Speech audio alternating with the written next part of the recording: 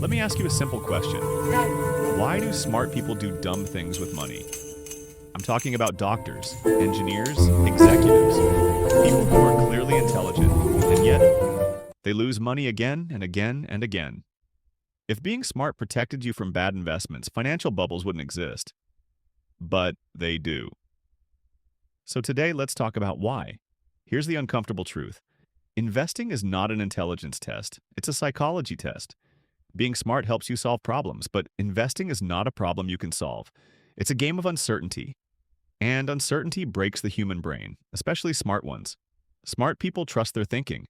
They're used to being right, they analyze, they reason, they explain. So when an investment opportunity appears, their brain quietly says, I've got this. If I'm smart everywhere else, I'll be smart here too. This is where things go wrong. This is called confidence spillover. Success in one area leaks into another area where it doesn't belong. Being a great doctor doesn't make you great at markets. Being a great engineer doesn't make you great at timing investments. But confidence doesn't care, and markets punish confidence. There's another problem. Humans don't invest in numbers. We invest in stories. This company is changing the world. This technology is the future. Everyone laughed before it exploded. Stories feel safe. Numbers feel boring. So we ignore the numbers and fall in love with the story.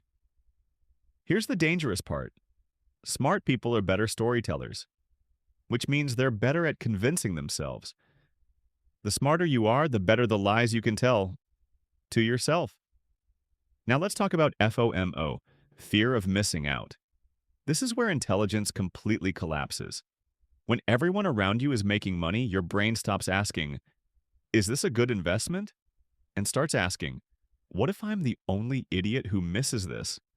At that point, logic shuts down. Even Nobel Prize winners have fallen for bubbles, not because they didn't understand the risks, but because social pressure is stronger than intelligence. We are herd animals first, thinkers second. Smart people also love control. They research, they analyze, they build spreadsheets. This creates something dangerous, the illusion of control. It feels like work, it feels responsible. But markets don't reward effort. You can do everything right and still lose money. You can do everything wrong and get rich. That randomness drives smart people crazy. So instead of accepting uncertainty, they double down.